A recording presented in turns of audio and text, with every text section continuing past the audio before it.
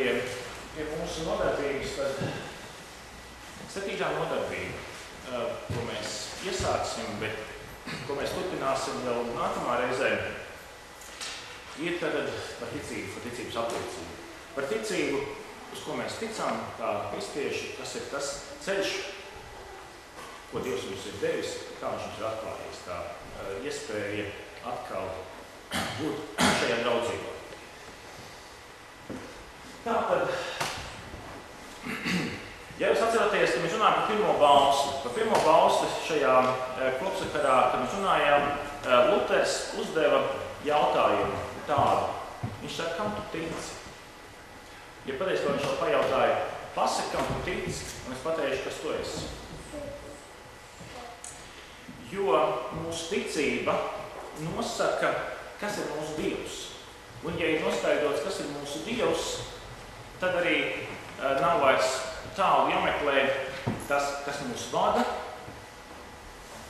kāda ir mūsu identitāte, kāda ir mūsu drošība vai nedrošība un tā tālāk. Tāpēc arī tas svarīgais ir tas, ka mēs uzdodam šo jautājumu, kam es ticu. Un Luters saka tā, tas, kam tu uzticies, tas, kā tu sagaidi visu labu, un tas, ko tu bijā, ir tavs Dievs. Un šī gadījumā, ja mēs runājam par radīšanas kontekstu, mēs kā cilvēki esam radīti, lai būtu šajā miedarbībā, lai būtu šajā draudzībā ar patieso un vienīgo Dievu, kas radījis debesis un zemi. Un šī gadījumā tas ir arī tas, ka Dievs grib, lai mēs esam pasargāti no kaut kādiem pašdarinātiem dieviem, kaut kādiem pašizdomājumiem, jo tas ir ļoti svarīgi pēc mūsu identitātes, mūsu drošības un galā pēc tā, lai mēs saprastu, kāpēc mēs vispār dzīvojam, kāda ir jēga šajā dzīvē. Un Luters arī vēl teica tādu frāzi, viņš teica, nav jēga vai nozīme jautāt cilvēkam, vai tu tici. Jo jebkurš cilvēks var pateikt, jā, es ticu, ka jautājums ir, kas ir tas, uz ko tu tici. Un tāpēc arī mēs visapkārt arī redzam to, ka ir tik daudz lietas, kam cilvēki tic, vai tā būtu mājticība, vai tā būtu kaut kāda reliģija, vai vēl kaut kas, ir tik daudz iespēju. Tāpēc nav tik daudz jautājums, vai tu tici vispār, bet jautājums par to, kam tu tici, jo tas ir ļoti būtiski. Vai tu tici patiesajam Dievam, vai tu tici kaut kādam pašizdomājumam. Un šī uzticēšanās Dievam, kas ir radījis debesis un zemi, tā ir šī dāvana, ko Dievs mums dod. To mēs nevaram tāpat izdomāt. Mēs nevaram Dievu izdomāt, kas ir patiesais Dievs. Vai viņš mums atklājās, un mēs viņu šajā ticībā pieņemam, vai mēs viņu nepazīstam vispār. Un šī gadījumā mēs varētu pat teikt tā, ka mūsu ticība uz visvienīgo radīja Dievs pats.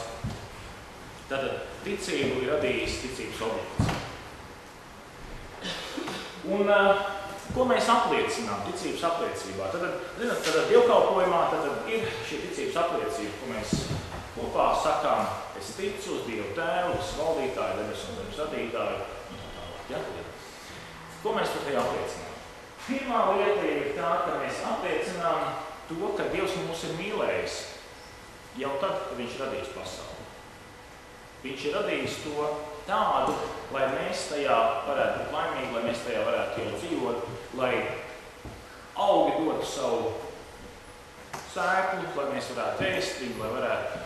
Vienā sakot, mūsu sadzīves apstākļi ir labi jau tad, kad Dievs mums radījis. Viņš mūs jau ielika jau gatavā un labā pasaulē.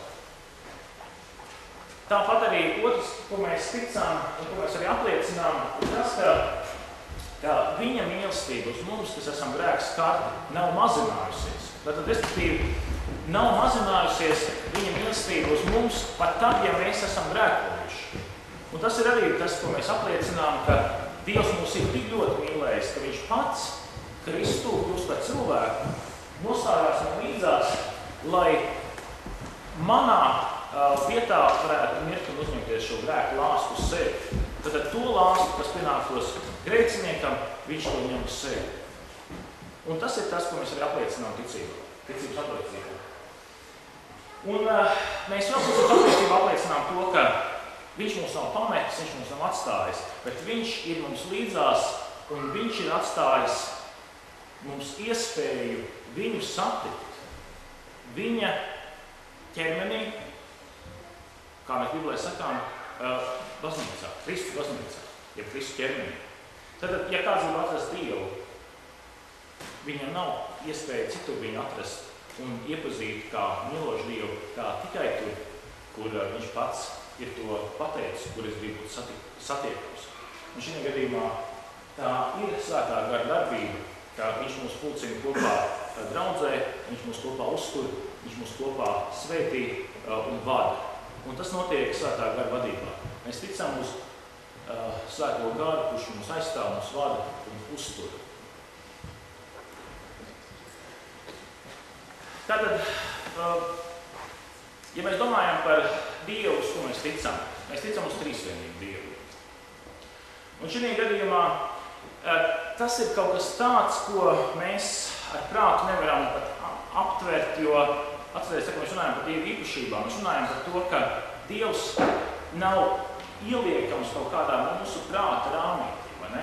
Viņš nav ieliekams kaut kādā fiziskā lielumā, viņš nav nosverams, viņš nav saužams, viņš nav vēl kaut kā satverams, bet viņš mums atklājas, tāds viņš ir. Un šajā gadījumā mēs ticam uz vienu trīsvienīgu Dievu, kas ir viens Dievs, un tai pašā laikā ir trīs personas – Dievs Tēvs, Dievs Dēls un Dievs Svētais Gars. Šajā gadījumā, ja mēs atceramies uz šo zīmējumu, tad šī bibliskā trīsvienība, par ko mēs runājam, ir tā, ka mēs sakām, ka ir trīs personas – Tēvs, Svētais Gars un Dēls. Un šajā gadījumā mēs sakām tā, ka Dievs Tēvs nav tas pats, kas Svētais Gars, vai Svētais Gars nav tas pats, kas Dievs Dēls, vai Dievs Dēls nav tas pats, kas Dievs Tēvs. Kā personas viņas ir katra par sevi. Tā pašā laikā mēs sakām, ka Dievs Tēvs ir Dievs, Dievs Svētais Gars ir Dievs un Dievs Dēls ir Dievs. Un šajā gadījumā tas ir ļoti svarīgi, ka mēs saprotam, ka mēs ticam uz vienu trīsvienīgu Dievu.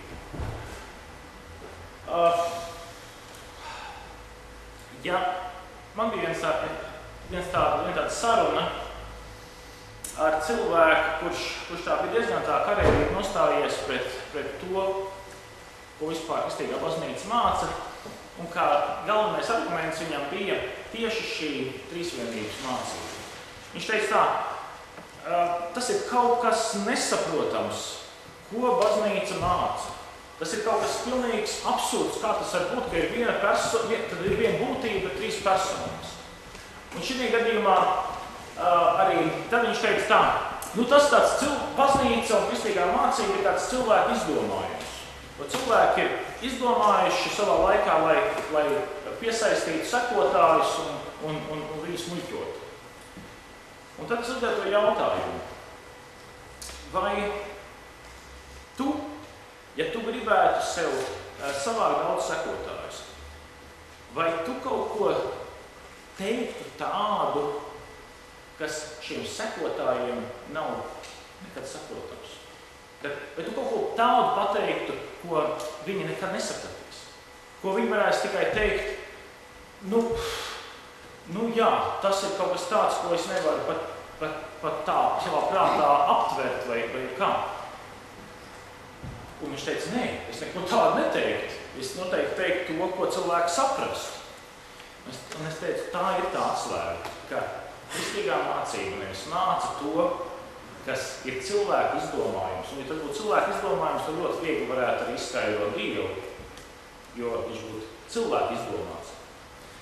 Bet mēs mācām to, ka viņš pats ir mums atklājis kā trīsvienīgs Dievs, Dievs Tēvs, Dievs Dēls un Dievs Svētais Gars. Un šajā gadījumā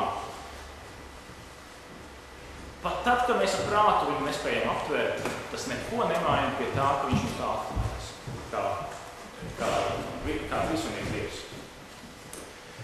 Tātad tas ir ļoti svarīgi, ka mēs saprotam, ka mēs ticam pamatojoties uz atklāsmi un nevis uz cilvēku kaut kādām fantāzijām par to, kāds ir Dievs. Mēs ticam uz Dievu pašu atklāsmi. Un tas ir ļoti svarīgi. Ja? Tātad tas ir tas, ko mēs ticam un apliecinām ticības apliecību. Un kāpēc šī ticības apliecība, to, ko mēs katru svētdienu no jauna apliecinām, kāpēc viņa tika dota?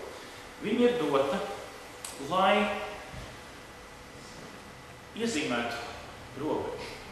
Tātad, lai nosauktu un definētu, kur mums ir drošība un pestīšana, kur ir šī Dieva atklāsme un gudrība, un kur savukārt mēs nevaram teikt, ka tas ir no Dieva.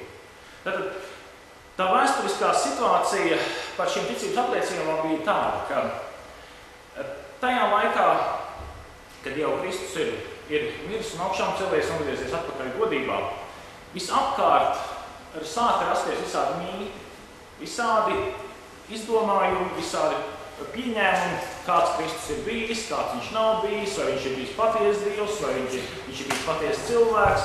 Sakot, sākās visas spekulācijas. Un kristieši, lai tiešām pateiktu, kas tad ir tas, uz ko mēs ticam, un kas ir Dievs, un kā viņš mums ir atklājies, viņi sanāca kopā un pateica, uz ko mēs ticam. Un šī gadījumā šī ticības apliecība radās no tā, ka tika apliecināts, uz ko mēs ticam. Kas ir šī Dieva atklāsme, kurā mēs esam vienojušies. Un šī gadījumā mēs arī sakām par to, ka ticības apliecība ir tā, kas mums dod šo drošību pārliecību iekšpusē, atrodoties. Spējot apliecināt gan Dievu Tēvu kā radītāju un uzturētāju, gan Jēzus Kristu kā pestītāju un glābēju, gan Svēto Garu kā svētdarītāju, mēs esam pestīti, mēs esam glābti.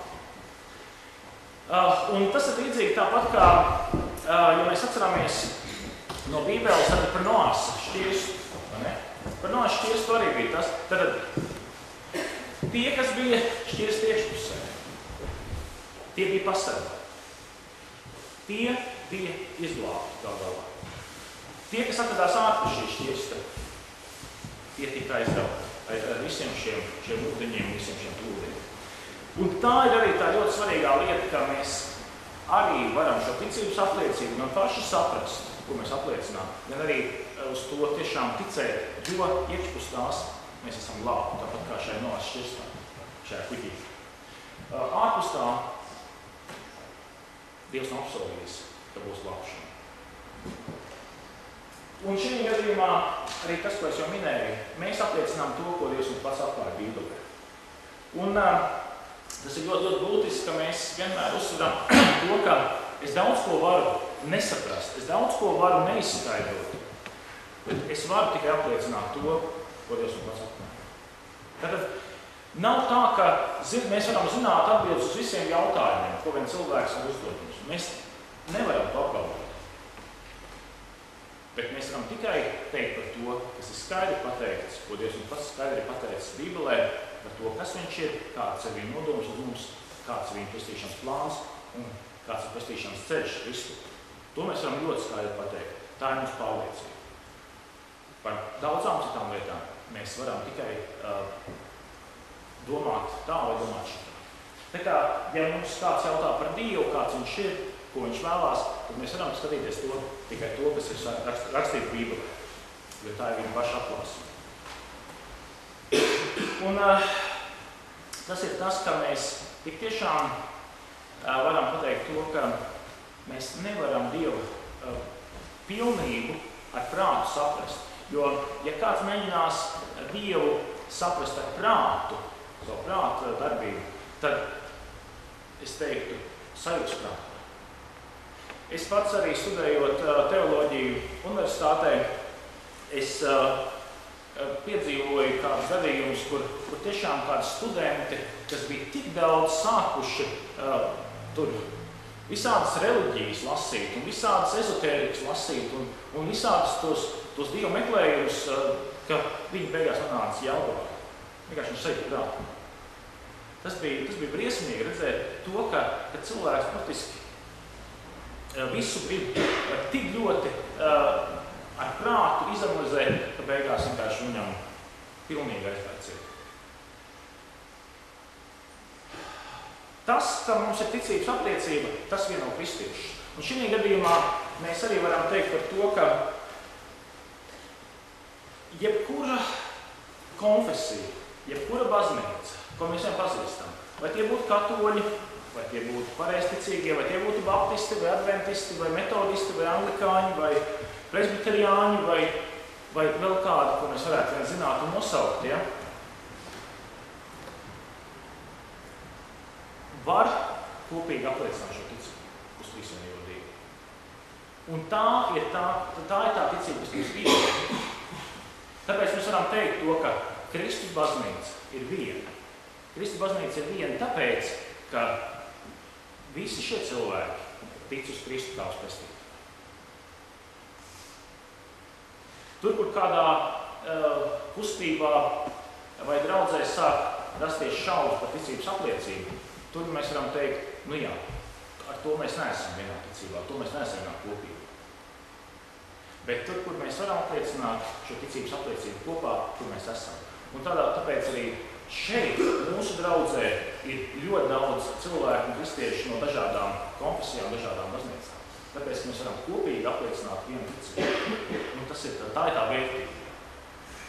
Un apliecinot arī šo ticību, ko mēs apliecinām dievkalpojumā, mēs esam arī tajā pašā laikā vienoti ar visiem tiem kristiešiem, kas ir pirms mums bijuši, kas ir mūsu tēvu tēvi un nezinu citās paudzēs bijuši un kas vēl būs. Tas arī parāda šo universālumu. Šī ticība ir visu iekļaujoša. Mēs neesam vieni ar šo ticību. Un otrs arī tas, kāpēc mums ir svarīgi apliecināt šo ticību. Ar šo ticības apliecinājumu mēs apliecinām to, kas ir patiesība. To, ko Dievs mums ir atklājis kā patiesība, un kas viņš ir, un mēs to apliecinām tālāk, lai cilvēki citi arī var saņemt no Dieva šo apliecinājumu. Tas ir tādām ievadām par to, kas ir ticības apliecība, un tā nākamā reizē mēs runāsim jau par Dievu tēvu, kā radītāju. Tātad Dievs tēvs kā radītājs būs nākamā tēma. Paldies!